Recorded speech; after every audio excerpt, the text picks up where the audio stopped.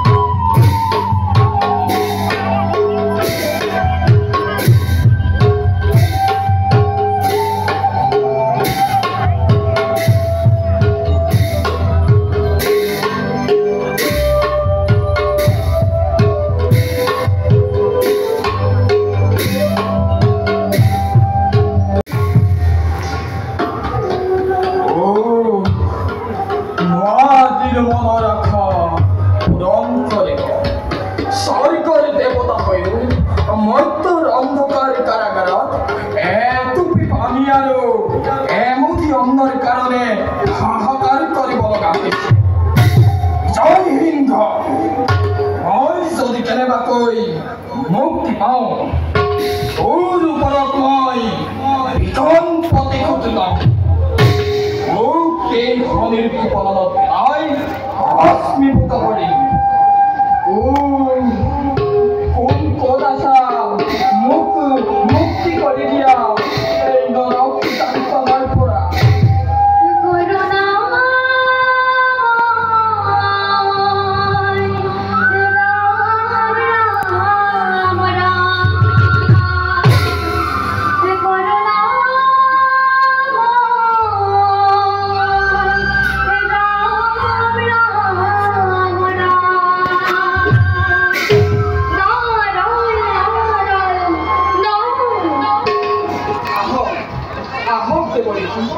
মোক মুক্তি কৰি দিয়ক।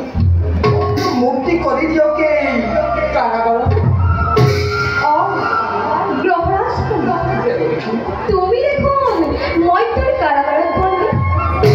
ও তোমাক কোনে বন্দী কৰিলে? কম দেব যাৰ অগ্ৰভাব বিচাৰে ৰত্নৰাজ বিজয় সিংহই মোক বন্দী কৰিবে।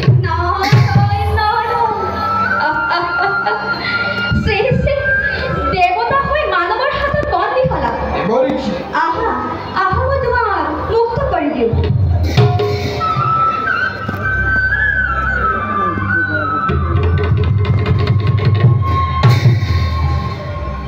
তুমি এতিয়া যোৱা বিজয় সিংহৰ ওপৰত প্ৰতিশোধ জয় সিংহৰ ওপৰত মই ভীষণ প্ৰতিশোধ ল'ম। এইবাৰ বিজয় সিংহক থৰে ভিক্ষাৰী ঋণ দেব দেখি।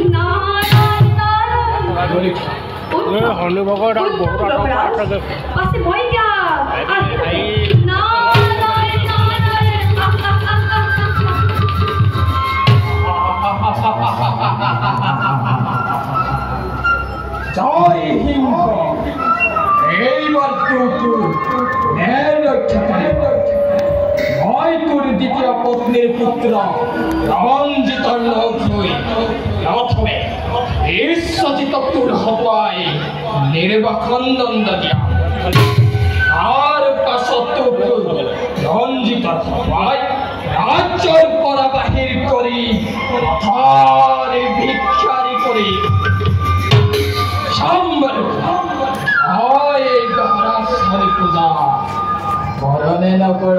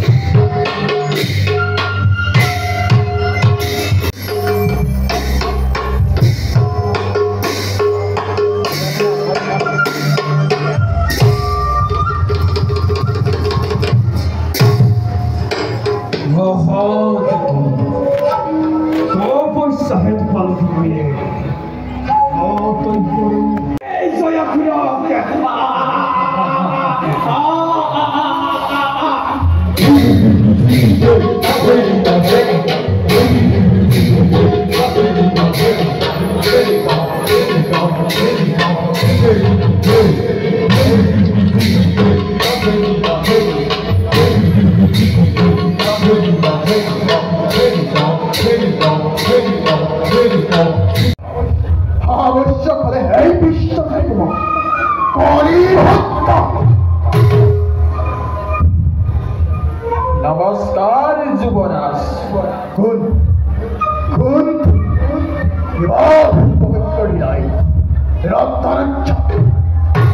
খং নকৰিব যুৱৰাজ। মই সেই গৃহপতি হলি ৰবিৰ নন্দন।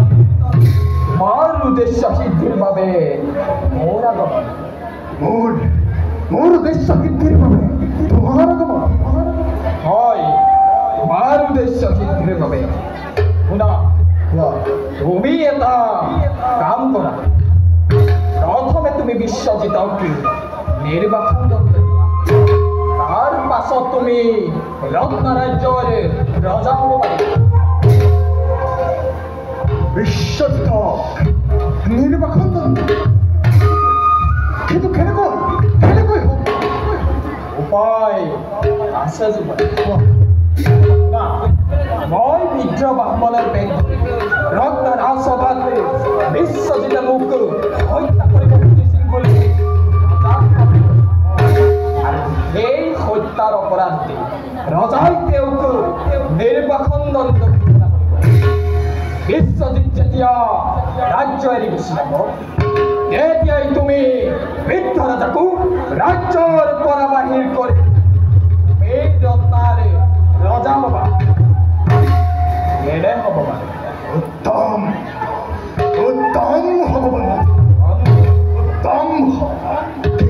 কিন্তু হুজিত আৱশ্যক হলে অজিতকো হত্যা কৰিবা।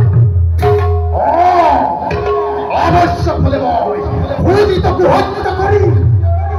এইবাৰ কাৰো ক্ষমা নাই, দয়া নাই।